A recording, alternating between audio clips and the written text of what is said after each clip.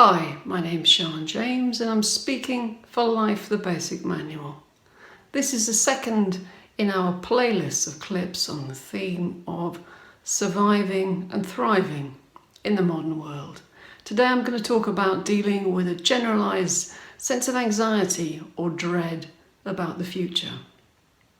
This is something that many people report, and it's something that I myself have experienced. I'm going to share from the heart today about what's worked for me. There are a myriad of different ways of dealing with anxiety in terms of talking therapies and medications.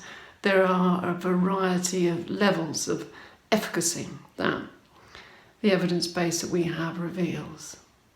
I don't know of a really good evidence base for how people deal with the gnawing sense that as a species we are approaching our own event horizon. I suspect there isn't one. So if you're like me, and if you're like many of the other people I've spoken to, and it's difficult for you on a daily basis to feel healthy and happy and effective at the same time as stay connected to the actual state of the world, then this clip is for you. I hope it's of use. Firstly, I'd like to start by saying, as many others have done before, it's not necessarily sane to be entirely well adjusted to a world that's insane. A kind of hackneyed and slightly trite point, but one that I think is still relevant. The whole thrust of modern psychiatry, an industry I worked within for a long time, has been to adjust the individual to what's going on around them. Without doubt, that's an important method and tool, but there's also the question of whether the individual is adjusting to a situation that is inherently absurd. And again, this is something that's been well critiqued. I guess for me in my daily life, I'm striving for a balance between staying aware, staying useful, staying connected, and being driven slightly insane by the incessant presence of news media, of social media, of the sense that catastrophe is imminent.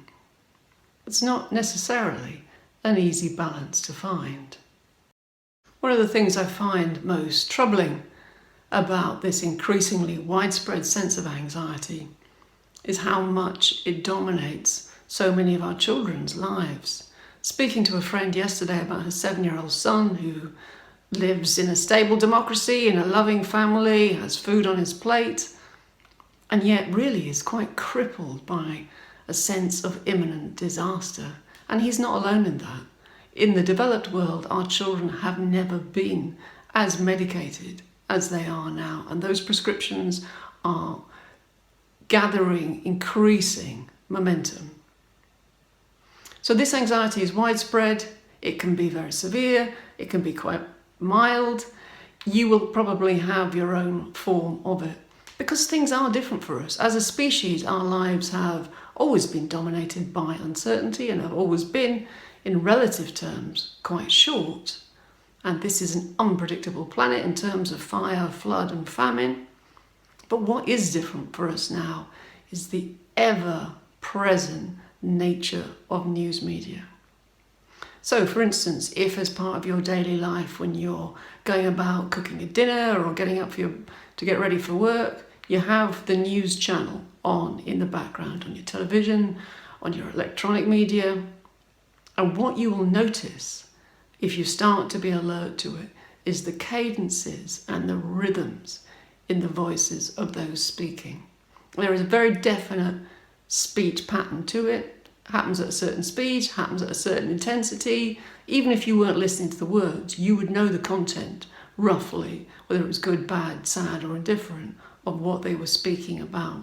Now for myself, what I noticed when I had that news media in my life constantly, really, either it was on in the background or I was checking my phone every 20 or 30 minutes to see what was happening, was that I kind of experienced a phenomena called entrainment, which was that my own thinking, my own speed of breathing and of thought tended to mirror what I was being exposed to.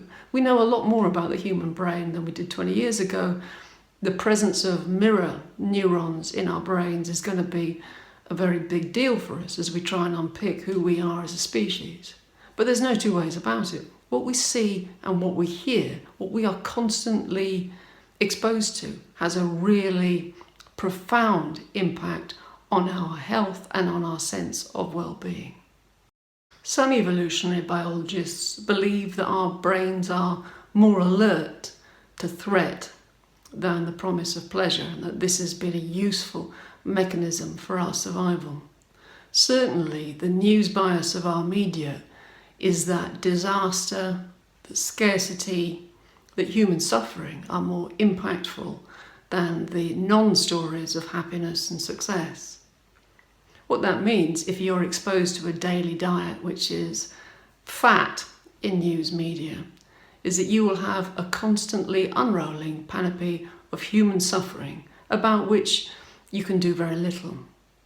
What this tended to breed in me was a sense of despair, of helplessness, and of my own essential flawedness, I guess, as a member of the human race.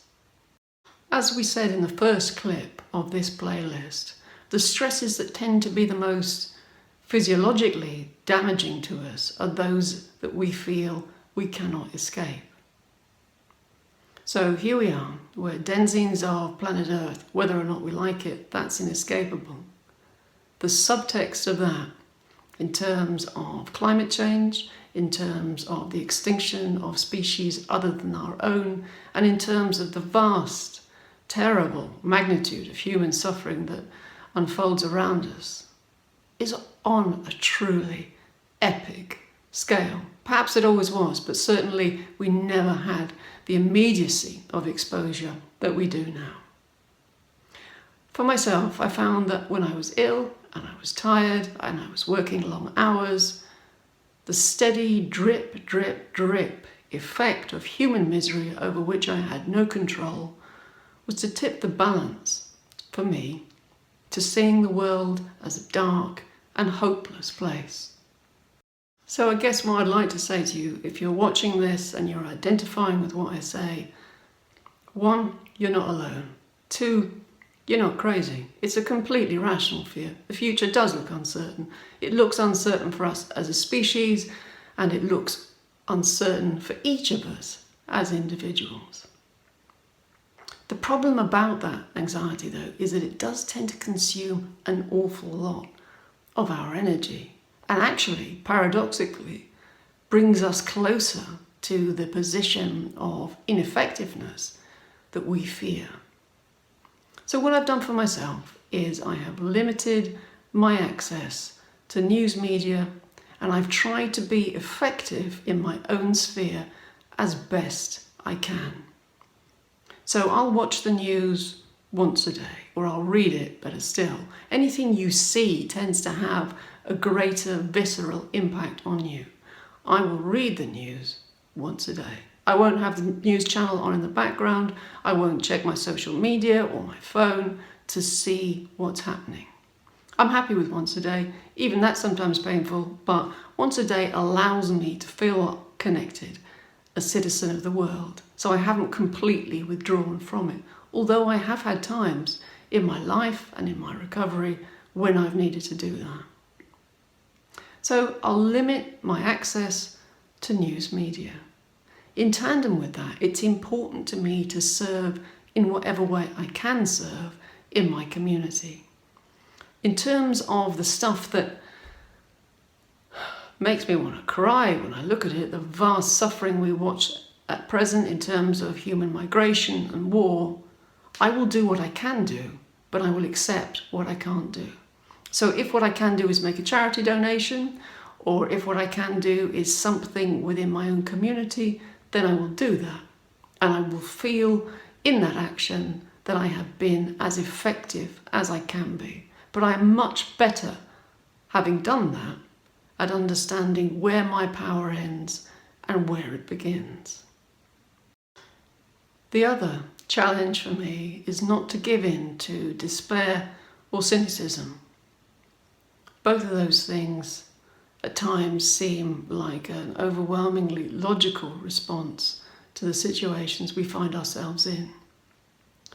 I resist this temptation by staying in touch with what for me are sources of hope. I'm in recovery, so when I go to a recovery meeting and I see someone walk in the door looking to begin a new life and to be free of the demons of their addiction, I feel hope. When I am in touch with the natural world, when I walk up by the sea, when I'm with people I love, when I watch a child laugh, I feel hope. That hope is always underscored by the presence of potential suffering. Part of my nature and part of my experience of trauma is to be very vigilant to both of those things. But I can't live in them. Literally, I can't live in them, because if I do, life comes to seem impossible. So by acknowledging that, yes, I will suffer or am suffering, yes, I will die, and what I love will die, but that in the meantime, I'm going to live to my very fullest. I'm going to live and be as unafraid as I can of the risks that life involves, and I'm going to allow myself to blossom into a true intimacy with the universe around me. To me, that seems like an existential act of daring and courage. And I'm only capable of doing that by going back to the source of inspiration and of stillness that wells up inside me when I'm with people I love, when I sit in meditation, when I allow myself to be healthy and to be free of the insistent chorus of voices that demand I am constantly attending to disaster and suffering beyond my means to control. So I realise I may have gone a little off topic there, but this is how it is for me. If I want to sidestep the anxiety and the sense of dread I feel about my place on this planet and my species' future on this planet, it means by focusing on what's localized, what's doable, doing what I can on a global scale, but also accepting what I can't. And it definitely means stepping out of the media dance which we have embraced, whereby all of us are caught up in this slow motion sense that we are in the grip of an inescapable and tragic destiny.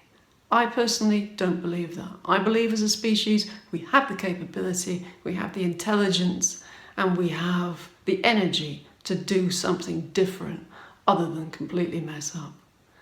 And I say that as a lifelong pessimist. Hope this has been of use to you. We're going to be posting more content on this playlist and on many other topics, so please subscribe to our free YouTube channel, Life, the Basic Manual. I'd love to hear your feedback on this topic. Thanks for watching.